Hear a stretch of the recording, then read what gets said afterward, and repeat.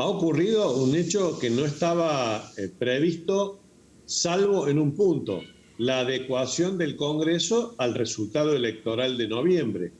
El gobierno hizo dos actos para celebrar lo que en realidad había sido una derrota. Esta mañana corroboró en el Congreso que lo que sufrió en las elecciones fue una derrota. Y en este caso, una derrota con un doble sentido. Minutos antes de que el Congreso, por mayoría, aprobara el rechazo a la ley de presupuesto, estaba en condiciones el oficialismo de ir a un cuarto intermedio para la semana que viene y morigerar el efecto de esa derrota. Pero finalmente eso no ocurrió porque hubo un discurso de último momento del jefe de la bancada de diputados oficialistas, Máximo Kirchner, que enervó a los opositores, que terminaron pidiendo votar el presupuesto cuando lo que se estaba por votar en un cuarto intermedio. Esto es un espacio de un poco más de tiempo para seguir negociando, y finalmente se consumó el hecho de que el gobierno no tendrá presupuesto 2022 aprobado por el Congreso de la Nación.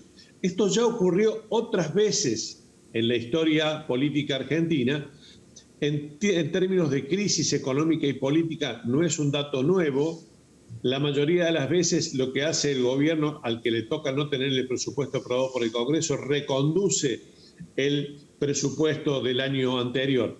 Pero esto no es lo más grave. Lo más grave es que este presupuesto era muy importante que se aprobara como señal de unidad política de todo el arco político argentino frente a la negociación con el Fondo Monetario Internacional.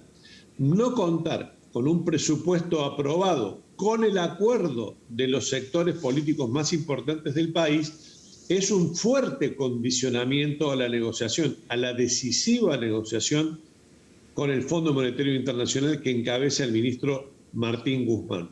El gobierno eligió esta mañana perder esa elección, no negociar con la oposición, no terminar de asumir que perdió las elecciones, y la consecuencia política es una derrota todavía más complicada, que no solo complica a los estrategas del gobierno dentro del Congreso de la Nación, sino que complica puntualmente a quien quiere dentro del gobierno un acuerdo con el fondo, que es el presidente Alberto Fernández.